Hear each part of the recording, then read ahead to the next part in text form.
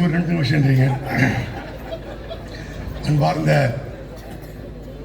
இந்த சிறப்புமிக்க பொதுக்கூட்டத்துக்கு தலைமையேற்றுகின்ற என் அருமை அண்ணன் பல்லவு சட்டமன்ற உறுப்பினர் மாவட்ட கழக துணை செயலாளர் ஈகா அவர்களே மற்றும் முன்னிலை வைக்கின்ற ஜோன் 1 பம்மல் வே கருணாநிதி அவர்களே, அண்ணன் தா ஜெயக்குமார் அவர்களே, சகோதரர் எஸ் பெர்னாட் அவர்களே, எல்லாம் ரொம்ப ஆர்வம் எதிர்பார்க்கும் நகைச்சுவை தென்றல் ஐயா திண்டுக்கல் லியோனி அவர்களே, அண்ணன் தீர்மான குழு உறுப்பினர் வைத்தியலிங்கம் அவர்களே, இந்த கூட்டத்துக்கு வருகை தர இருக்கும் அருமை அண்ணன் குன்றத்தூர் அவர்களே, எல்லாமே சொல்ல முடியல, அவங்க 2 நிமிஷம் டைம் கொடுத்துருக்காங்க, இதுக்கே ஆகிடும். முடிஞ்சிச்சா? எனக்கு இங்கே பேசுகிற முடியல, ஒரு சின்ன சப்ஜெக்ட் பேசணும் வந்திருக்கேன். அதுவும் நான் அடமுடிச்சு கெஞ்சி கொடுத்தாங்க 1.5 மணி நேரமாக மைக் கொடுங்கன்னு டீ தான் கொடுத்தாங்க இப்போதைக்கு. எனக்கு எதுக்கோசரம் ஒரு போன வாரத்துக்கு ஒரு சின்ன ஒரு பொதுக்கூட்டம் நடத்துகிறாங்க, அது விஷயம் பேசுதான். ஏன்னா 4 வருஷம் எங்கடா போனீங்க? இந்த பக்கமே எட்டி பார்க்கல, இந்த பக்கமே வரல 4 வருஷமா. இப்போ வந்து என்னென்னவோ கதைலாம் பேசுறீங்க, எல்லா கதையும் நான் கேட்டு தான் இருந்தோம். இந்த சிலப்பதிகாரம் தெரு, அந்த தொல்காப்பியம் தெரு, அங்கே ஃபேவர் பிளாக் போட்டிருக்கோம், எல்லாம் உங்களுக்கு தெரியும். ஒருத்தர் வந்து பேசுகிறார், அவருக்கு இந்த வார்டுக்கு சம்மந்தமே இல்லை. அவர் எங்கேயோ ஜமீன் ராய்கிட்ட தீட்டு தொழில் பண்ணி ஊரா விட்டு லேண்டை விற்று ஊரை மாற்றிட்டு இருக்கிறவர் இங்கே வந்து சொல்கிறார், நம்ம ஊரில் வந்து 38 லட்ச ரூபாய்க்கு சாங்ஷன் பண்ணியிருக்கோம், அதில் 5 லட்ச ரூபா போட்டிருக்காங்கன்னு. இதான் தெரியுமா உனக்கு? இதான் தெரியுமான்னு? ஆட்சியும் தெரியாது, ஒரு கர்மாத்திரம் உங்களுக்கு தெரியாது. உங்களுக்கு சும்மா மைக் எடுத்து இப்போ பேசி போடுங்க நீங்கள். அப்போ நம்ம அருமை சகோதரர் ஹரிபாபு ஒரு சின்ன இஷ்யூவாக வீடு போட்டுருக்கு. நாங்கள் ஆட்சி வந்த மறுநாளே திறந்துடும் கீச்சிங்க. ஏன்னா 15 வருஷமாக ஆட்சி ஆண்டிங்க என்ன மாதிரி முடியுங்க? நீங்கள் ஒன்றும் பண்ணல. நீங்கள் அண்ணா நகரில் தண்ணி பிரச்சனை நானும் பார்த்துருக்கேன். 15 வருஷமா தண்ணிக்கு மக்கள் தெருவா அலையும். என்னம்மா கத்தான ஒவ்வொரு வீட்டுக்கு தண்ணி கிடையாது. எல்லாம் இங்கே எம்ஜிஆர் நகருக்கு போய் சைக்கிள் தண்ணி குடிச்சு வரீங்க. அதில் ஒரு கவுன்சிலர் இருந்தாருங்க, இந்த குடத்தை 8 வைப்பாரு. அந்த கல்லாம் எங்களுக்கு தெரியும். எங்களுக்கு ஒரு ஆளுக்கு 2 குடம் தான், ஒரு ஆளுக்கு 1 குடம் தான் கொடுப்போம்னு சொல்லி. ஆனால் இன்னைக்கு நம்ம ஏரியாவில் தண்ணிக்கு பிரச்சனையே இல்லை, தண்ணி எக்ஸஸா ஓடுது வெளியே. அதான் இன்னைக்கு பூரா நிறைய பேசுறீங்க. அதனால இங்க பேச தப்பு இல்லை, ஒரு விஷயத்த தெரியாம பேசாதீங்க. இப்போ மக்கள்லாம் இருக்கான்னு சொல்லி மாதிரி பேசிட்டு போயிட்டே இருப்பீங்க. நீங்க நான் எப்போயும் தனிப்பட்ட தாக்குதல் பண்ண மாட்டேன், எனக்கு பிடிக்காது. பட் இந்த அன்வான்ட் டாக்ஸ் வந்ததோடு தான் இந்த பேச்சு உங்கள்கிட்ட பேசினேன். நிறைய நீங்களாம் என்னடா பேசுங்கன்னு பார்க்குறீங்க. அருமை அண்ணன் மியா வைத்தியலிங்கம் தீர்மான உறுப்பினர் அழகான பேச்சு உங்களுக்கு கொடுப்பார். அடுத்ததாக நம்ம திண்டுக்கல் யூனி ஐயா பேசுவார். அவர் பேச்சை கேட்குறது நீங்கள் எல்லாம் ரொம்ப ஆவலாக இருக்கீங்க. எனக்கு தொடர்ந்து ஆதரவு அளிக்கின்ற இன்னொரு சொல்ல மாட்டேன். நம்ம எம்எல்ஏ சொன்னார், எப்பா இது ஒன்லி ஆண்கள் தான்ப்பா மீட்டிங் கலந்துக்கணும், லேடிஸ் 100 பேர் தான் வரணுப்பானார். நான் பேச சொன்னேன், இது நடக்காதுங்க. 37 வார்டு வந்து பெண்கள் வாடுது. ஏன்னா இது மாவட்டத்தில் பெண்கள் தான். இங்கே பெண்கள் நான் கூப்பிடணும்னு அவசியமே கிடையாது. திமுக பொதுக்கூட்டம்னா இங்கே 500-1000 பெண்கள் வந்துடுவாங்க. அது நீங்கள் மீட்டிங் நடத்தினா நீங்கள் ஒன்றும் வழி கிடையாது, 500 பேர் இங்கே வந்து ஆவாங்க. ஆனால் இங்கே இருக்கின்ற பெண்களே சாட்சி. எனக்கு தொடர்ந்து ஆதரவு தரும் அனைத்து மக்களுக்கும், குறிப்பாக பெண்களுக்கு நன்றியை தெரிவித்துக் கொள்கிறேன். நன்றி, வணக்கம். நம்முடைய மாண்புமிகு தமிழ்நாடு முதலமைச்சர் கழகத் தலைவர் அவருடைய 73வது பிறந்தநாள் விழாவாகவும் அவரால் நடைபெற்ற 5 ஆண்டு கால திராவிட மாடல் நல்லாட்சியின் சாதனை விளக்கமாகவும் நடைபெறுகிற இந்த மாபெரும் பொதுக்கூட்டத்தினுடைய தலைவர், சட்டப்பேரவையுடைய உறுப்பினர் மரியாதைக்குரிய இ கருணா அவர்களே, நம்ம எல்லாம் வரவேற்று மகிழ்ந்திருக்கிற செம்பாக்கம் வடக்கு பகுதியுடைய கழக செயலாளர், பேச முடியாமல் திரும்பி சென்றிருக்கிற ஏ.கே. கருணாகரன் அவர்களே, 1வது மண்டல குழுவினுடைய தலைவர் பம்மல் வே கருணா அவர்களே, பல்லாவரம் வடக்கு பகுதியுடைய கழக செயலாளர் அன்புக்குரிய ஜோசப் அண்ணாதுரை அவர்களே, பகுதி கழகத்தினுடைய பம்மல் வடக்கு பகுதி செயலாளர் அருமை சகோதரர் ஜெயக்குமார் அவர்களே, தெற்கு பகுதி கழக செயலாளர் பெர்னாட் அவர்களே, எனக்கு பிறகு உங்கள் மத்தியிலே மிகச்சிறந்த கருத்துக்களை எடுத்து வைத்து பேசிட வருகை தந்திருக்கிற நகைச்சுவை தென்றல் மரியாதைக்குரிய திண்டுக்கல் லியோனி அவர்களே, இந்த நிகழ்ச்சியிலே பங்கேற்றிருக்கிற மிகச்சிறந்த கருத்துக்களை எடுத்து வைத்து பேசிய தம்பி தமிழ்மாறன் அவர்களே, இளைஞரணியுடைய அமைப்பாளர் கோல்டு பிரகாஷ் அவர்களே, ரஞ்சன் அவர்களே, அன்பை சகோதரர் அக்கரகாரத்துடைய அக்கனி குஞ்சி வைதாரா மூர்த்தி அவர்களே, மாநில இளைஞரணி அமைப்பாளர் சத்யபிரபு அவர்களே, மாவட்ட கழக பிரதிநிதி ரமேஷ் அவர்களே, ராஜாராமன் அவர்களே, தனசேகரன் அவர்களே, டில்லி அவர்களே, ஒன்றிய துணை செயலாளர் செல்வராஜ் அவர்களே, ஒன்றிய பொருளாளர் ராஜா அவர்களே, பொழிச்சூர் ஊராட்சி மன்ற தலைவர் சகோதரி வனஜா தயாளன் அவர்களே, திருசூரம் ஊராட்சி மன்ற தலைவர் உஷா மாரிமுத்து அவர்களே, அருமை சகோதரிகள் விஜய் அவர்களே, இளைஞரணியுடைய துணை அமைப்பாளர் சிலம்பரசன் அவர்களே, அன்புக்குரிய இளவரசன் அவர்களே, முரளிதரன் அவர்களே, செம்பாக்கம் வடக்கு பகுதியினுடைய கழகத்தின் நிர்வாகிகளே, இறுதியாக நன்றி உரை ஆற்ற இருக்கிற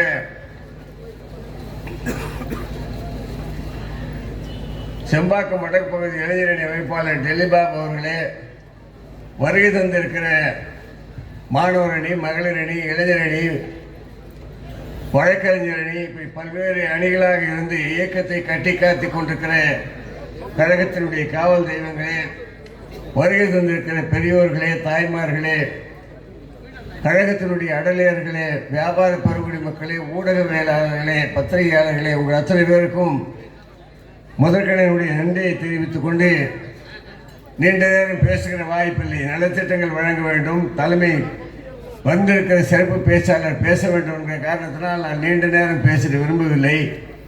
நம்முடைய நோக்கம் இந்த 5 ஆண்டு காலத்திலே நம்முடைய முதல்வர் அவர்கள் 73வது வயது இந்த நிகழ்ச்சியை நடத்துகிற போது அவர் 5 ஆண்டு காலம் சாதித்திருக்கிற சாதனைகளை விளக்குகிற கூட்டம்.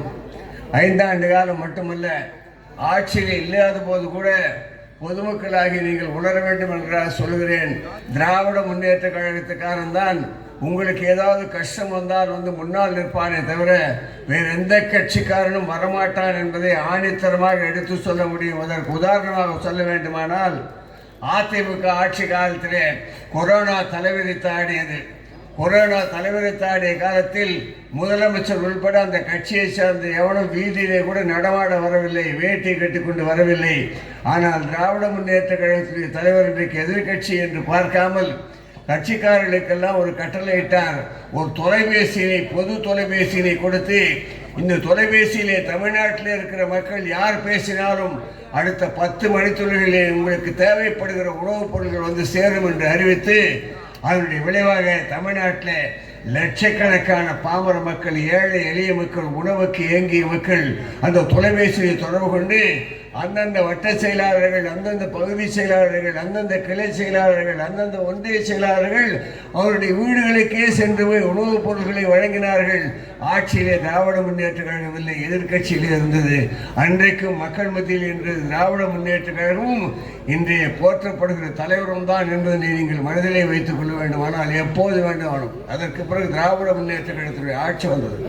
ஆட்சி இல்லாத போது தலைவர் அவர்கள், தளபதி அவர்கள் சொன்னார்கள், மக்கள் வாடுகிறார்கள், பசி பட்டினியாலே வாடுகிறார்கள், வேலையின்றி வாடுகிறார்கள், ஆளுக்கு ஒரு 5000 ஒரு குடும்பத்துக்கு கொடுங்கன்னு சொன்னார். 1000 ரூபா கொடுத்தார் எடப்பாடி. இன்றைக்கு 10,000 கொடுக்குறேன்னு வாய்ஜாலம் வடை சுட்டுக்கிட்டு இருக்கிறாரு வாயார. 1000 ரூபா கொடுத்தாரு. அப்போ நம்ம தலைவர் சொன்னார், நான் ஆட்சிக்கு வந்தால் அவர்கள் தராத அந்த 4000 நான் தருவேன் என்று சொன்னார்கள்.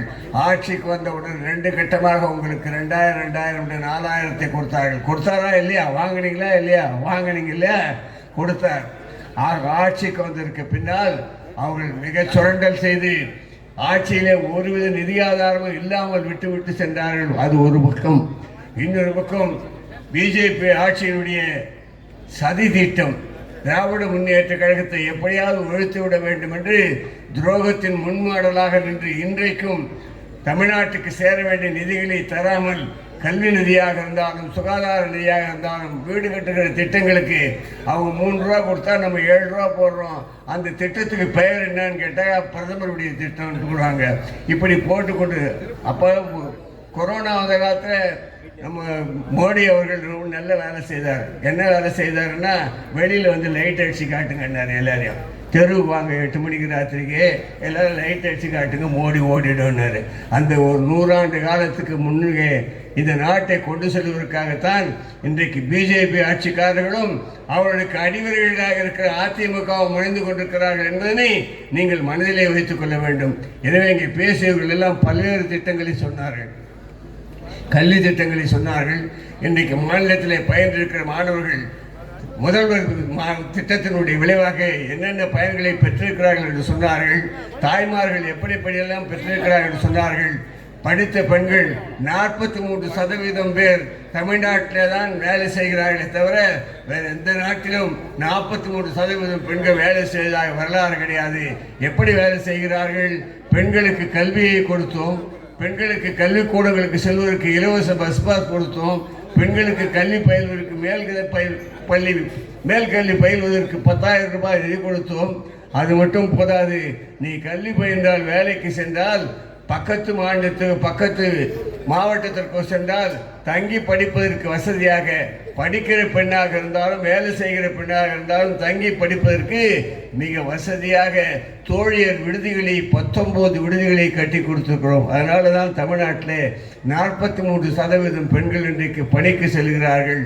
அதோடு சேர்த்து கல்விக்கூடத்திலே படிக்கிற மாணவிகளும் அந்த தோழியர் விடுதிகளிலே தங்கி அனுபவித்துக் கொண்டிருக்கிறார்கள் என்பதனை நீங்கள் மறந்துவிடக்கூடாது. பல்வேறு திட்டங்களை இன்றைக்கு நம்முடைய முதல்வர் அவர்கள் அறிவித்திருக்கிறார் என்று சொன்னால், தாய்மானவர் திட்டம் என்று சொன்னால் சாதாரண திட்டம் இல்லை.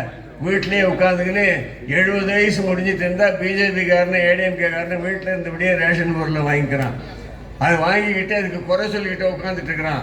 அதனுடைய விளைவாக லட்சக்கணக்கான முதியோர்கள் பயன்பெற்று கொண்டிருக்கிறார்கள். சாதாரணமான திட்டங்கள் இல்லை, ஒவ்வொரு திட்டமும் எண்ணி பார்த்து மக்கள் மத்தியிலே சேர்கின்ற அளவுக்கு திட்டங்களை கொண்டு போய் சேர்த்திருக்கிற நம்முடைய முதல்வர் தான். அவர் யாரையும் விட்டு வைக்கல, எல்லாருக்கும் எல்லான்னு வாயால வட சொல்ல. இந்த நாட்டிலே இருக்கிற மாற்றுத்திறனாளிகளுக்கு கூட அவருக்கு அளிக்கிற அந்த உதவித்தொகையை உயர்த்தி வழங்கியதோடு மட்டுமல்லாது, அவர்கள் உள்ளாட்சி மன்றங்களிலே அவருடைய தகுதியை உயர்த்துவதற்காக கிட்டத்தட்ட 33,000 மாற்றுத்திறனாளிகள் பயன்பெற்றிருக்கிறார்கள், வேலைக்கு அமர்த்தப்பட்டிருக்கிறார்கள் என்று சொன்னால் அது மிக சாதாரணமான விஷயம் அல்ல. அதே போல இந்த நாட்டிலே கேவலமாக பேசப்பட்ட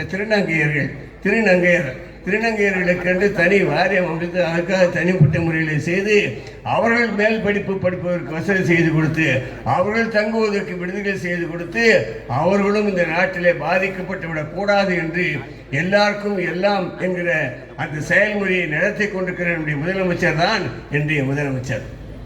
இது வயிறறியாதையா?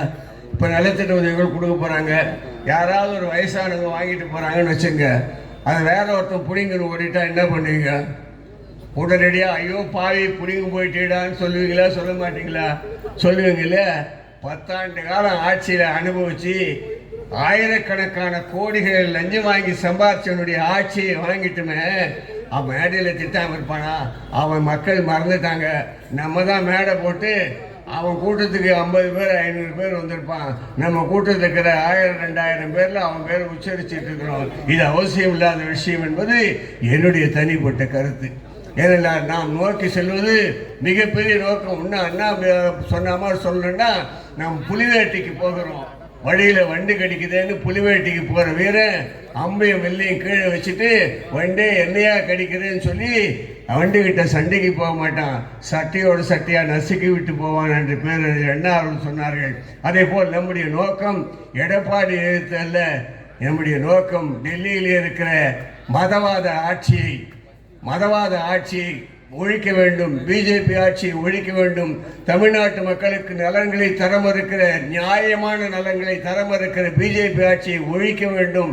பிஜேபிக்காரர்கள் இந்த நாட்டிலே தமிழ்நாட்டிலே வந்து பேசும்போது தமிழ்தான் முதன்மையான மொழி என்று பேசிவிட்டு இருமொழி கொள்கையை ஏற்றுக்கொள்ளாத காரணத்தினால், இந்தியை ஏற்றுக்கொள்ளாத காரணத்தினால் கல்விக்கு நிதி தர மறுத்து இன்றைய வரையில் நிதி தராமல் இருக்கிற ஒரு ஆட்சி. இந்த நாட்டில் இயற்கை சீற்றம் ஏற்பட்டது என்று சொன்னால் நம்முடைய தூத்துக்குடியில் திருநெல்வேலியில் மிகப்பெரிய சீற்றம் ஏற்பட்டது. வந்து இப்போ சுற்றி பார்த்தாங்க, மத்திய குழு வந்து பார்த்தாங்க, ஆனால் ஒரு பைசா கொடுக்கல. குஜராத்தில் இயற்கை சீற்றம் ஏற்பட்டது. மறுநாளே மோடி 1000 கோடி ரூபாய் அவர்களுக்கு அளித்தார்கள். எனவே இந்த பாசிச ஆட்சி, இந்த மதவாத ஆட்சி நாட்டை ஒரு 100 ஆண்டுகளுக்கு பின்னாலே இழுத்து செல்ல வேண்டும் என்று எண்ணிக்கொண்டிருக்கிற இந்த ஆட்சி ஒழிய வேண்டும் என்று சொன்னால் தமிழ்நாட்டிலே திராவிட முன்னேற்ற கழகத்தினுடைய ஆட்சி, நம்முடைய தலைவர் தளபதி முத்துவேல் கருணாநிதி ஸ்டாலின் அவர்கள் வந்தாக வேண்டும். அது இந்தியாவை எதிர்பார்த்து கொண்டிருக்கிறது. இந்த தேர்தல் தமிழ்நாட்டுக்கு மட்டும் நடைபெறுகிற தேர்தல் அல்ல, நமக்கும் டெல்லிக்கும் நடைபெறுகிற தேர்தல். இந்தியா மட்டுமல்ல, உலக அரங்களை எதிர்பார்க்கிற தேர்தல். இன்றைக்கு இந்தியாவில் இருக்கிற எதிர்கட்சி தலைவர் சொல்கிறார்கள், இந்தியா கூட்டணிக்கு தமிழ்நாட்டில் இருக்கிற முதலமைச்சர் தளபதி ஸ்டாலின் தான் தலைமை ஏற்க வேண்டும் என்று சொல்லுகிறார்கள் என்று சொன்னால் நம்முடைய தலைவருடைய தாக்கம் எங்கே போயிருக்கிறது என்பதை நீங்கள் ஒருகணும் எண்ணி பாருங்கள். அப்படிப்பட்ட தலைவரை பற்றி பேச வேண்டிய இடத்துல நின்று கொண்டு வேறு யாரை பற்றியும் பேச வேண்டிய அவசியமில்லை. நாம் செய்திருக்கிற சாதனைகளை பேச வேண்டும் என்றால் ஒரே ஒரு நபர் இங்கே பேசிய ஒரு நபரை பேசி முடித்துவிட்டு போய்விடலாம். ஆனால் அனைவரும் பேச வேண்டியிருக்கிற காரணத்தாலே தொட்டு தொட்டு விட்டு விட்டு செல்லுகிறோம். இப்படி பல்வேறு திட்டங்களை அனுபவித்துக் கொண்டிருக்கிற தமிழகத்து மக்களே, தாய்மார்களே, பெரியோர்களே, உங்கள் அத்தனை பேரையும் நான் கேட்டுக்கொள்வதெல்லாம் நடைபெற இருக்கிற தேர்தலிலே உங்கள் மேலான வாக்குகளை திராவிட முன்னேற்ற கழகத்தினுடைய கூட்டணிக்கு அளித்து மீண்டும் 7வது முறையாக நம்முடைய முதலமைச்சர் மாண்புமிகு முத்துவேல் கருணாநிதி ஸ்டாலின் வர வேண்டும். அதன் மூலம் தமிழ்நாடு செழிக்க வேண்டும், தலைநிமிர்ந்து நிற்க வேண்டும். வரட்டும் ஸ்டாலின், வெல்லட்டும் தமிழ்நாடு என்று கூறி வாய்ப்புக்கு நன்றி கூறி விடைபெறுகிறேன். நன்றி, வணக்கம்.